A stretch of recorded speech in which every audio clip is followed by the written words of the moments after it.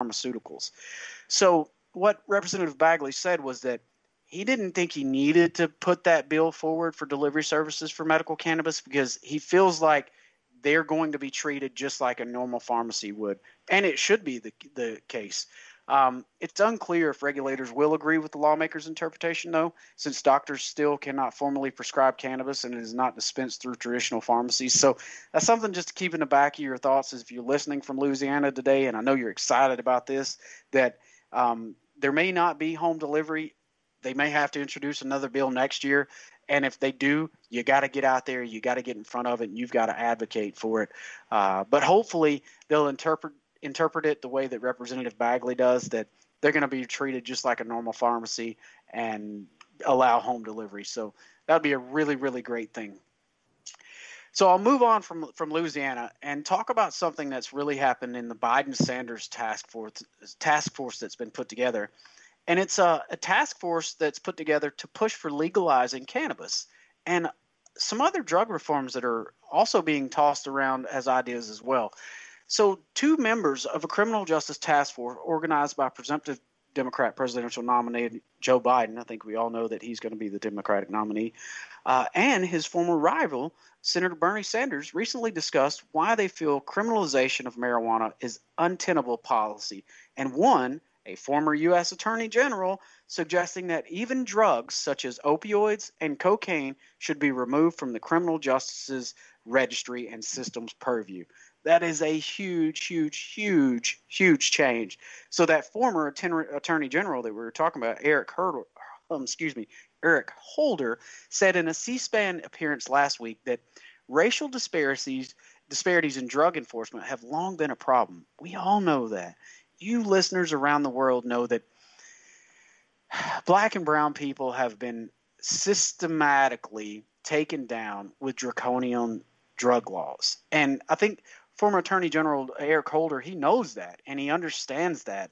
And he sees that, the solution is to treat such offenses as a public health issue rather than a criminal justice one, which I couldn't agree with more. And when I ran for office in 2014, I actually made that one of my platform issues, that I was running on criminal justice reform to treat, drug abuse as a mental health issue, not a criminal issue. And it should be treated that way, in my opinion. But you all know what I am. I'm not an R. I'm a D. I'm not a D. I'm a fiscally conservative, socially responsible veteran. So I think a little differently than a lot of people. But I think what I do is think a whole lot like how you, the listener, thinks, right? So Attorney General Holder, he comes out and says, look, we got to think about the crack epidemic and how we dealt with it there. We made it a criminal justice problem. We prosecuted people. We put people in jail, he said. Now we're dealing with the opioid situation, and now we've declared it, and I think correctly so, and I'm not saying this wrong, but we declared it a public health problem. 2 different bodies of people perceived as being involved in crack, the use of crack and the use of opioids. It's a racial component there, Attorney General Holder said. He also went on to say, I'd like to be able to take out of the system those kinds of determinations and to put law enforcement in places that are needed. But we tend to, again, because of implicit biases, deploy law enforcement to a much greater degree in African American communities and communities of color, which results in disparity when it comes to arrest rates. Attorney General Holder is absolutely spot on with that quote. And he doesn't mince his words on that either. And I think that's a big part of this. We've got a former Attorney General of the United States coming out in support of really great criminal justice reform and drug reform inside that criminal justice reform as well. But the bigger part of that is that the Biden-Sanders task force has members that are coming together to say, hey, we got to fix this. This is broken. And I think we've all been saying that for years now, decades now, that the criminal justice system is broken in our country. Even more appropriately, I think said is that the drug enforcement criminal side of that criminal justice or injustice system is completely broken. The war on drugs is ridiculous. We all know it hasn't worked. It's not working. It won't work until we get to the point to where drugs are considered a mental health issue, not a criminal justice issue. Until we fix that, our country's not going to be ready. And to move forward into the 21st century where we should be, and move forward as a hopefully, more well-rounded society, but a fixed society, meaning that we treat drug abuse as mental health issue instead of criminal justice issue. Our country gets better because we're not going to put people into jails. We're not going to put people into prison systems. We're going to help people get better. If somebody's utilizing a drug and they're potentially overdosing, or they have an overdose and they're saved with Narcan or whatever it may be, or they've lost custody of their children, they lost their job, lost their career, whatever it may be, that should be treated as mental health. We're going to make our country better by allowing them to get the help that they need.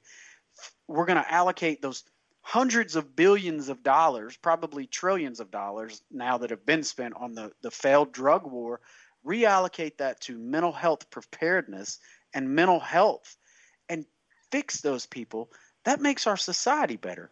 If we can take people and save a life, but not only save a life, give them their life back, help them get better from the inside out mentally, then physically, emotionally, we're going to make our society better. That's a better world that I want to live in. There's no doubt about it. I think you all, the listeners, want to live in a better world. And here on the Veterans for Cannabis podcast, that's what we talk about. How do we get to this better world? Well, I think the Biden-Sanders task force has a really great idea for legalizing marijuana and drug reform in general. And who knows? We don't know what's going to happen. And I think the one thing that we will see happen in November with this election is that the Trump campaign is going to see that this kind of push is being made on the Biden-Sanders side, the Biden side, if you will, his opponent. And he's going to see, okay, I probably need to make some changes too. But I'll tell you, the one thing right now that's going on with Trump is he's damn sure making it happen from an improvement standpoint on what he's doing with criminal justice reform. And I think they're going to come together and make some really, really positive things happen. I hope so. And that's the eternal optimist in me, trying to make things better in our community. And hopefully Trump's going to get that done from a legislative standpoint. But he's got a great Congress. He's got a pretty much do-nothing Senate. But I think the Senate's feet are on fire right now because of what's happening in our country. So I think, truly legitimate criminal justice reform could happen this year. And that could be a really, really great opportunity for our country to get better and heal from the inside out. But no matter what, the Biden-Sanders task force that's been put together, if Biden were to win in November, hey, I hope to goodness that positive change would come out of that. I think the one thing that scares me about it is Joe Biden's been a politician for many, many decades, and he was part of the failed drug war. He was part of the 3 strikes you're out. He's been a part of all of that, and he's had the opportunity, tenfold over to do legitimate criminal justice reform, and it didn't get done. However, I will say that by saying that I think the appetite of our country, the mood of our country, has to see that change come to fruition now. So I think that if Joe Biden does win the presidency, he will get it done and make those criminal justice reforms done that we need to get done. But guess what? Ladies and gentlemen, we're on the Veterans for Cannabis podcast right now, and I'm your host, Joshua Littrell. Joe Biden has never been on our side. And obviously, Trump's not come out and been on our side yet either. But who knows? I'll be the first one to tell you right here on this VFC podcast that it may be that we see Trump at the end of the year call for full decriminalization for medical cannabis at the federal level. Who knows? He may win a lot of votes there that he typically would not have won in the past. So we may see this year be the Republican year that leads the cause for medical cannabis reform at the federal level. I don't know. It would be crazy that, the Republican would make it even recreational at the federal level, but Trump's a businessman, so who knows? He's not done things as normal. If Joe Biden wins, we'll see what happens. I'm not going to tell you who to vote for. I don't vote R or D. I vote for the best person in that job to represent me the most closely. That's the way I think everybody should. But just know one thing. Louisiana got it done. groundbreaking, earth-shattering, sky fell. But guess what? Nobody's going to die. Medical cannabis is going to be legal for any patient in the state of Louisiana. That's what we led with. That's the most exciting thing, and that's what we're going to close with. Thank you so much for joining us here on the Veterans for Cannabis podcast. I'm your host, Joshua Littrell. Hope you join us next time. Take care. Line over there, over there. Send the word over there. That the Yanks are coming, the Yanks are coming. The drums coming everywhere. So prepare, say a prayer. Send the word to beware. We'll be over, we're coming over, and we won't come back till it's over there.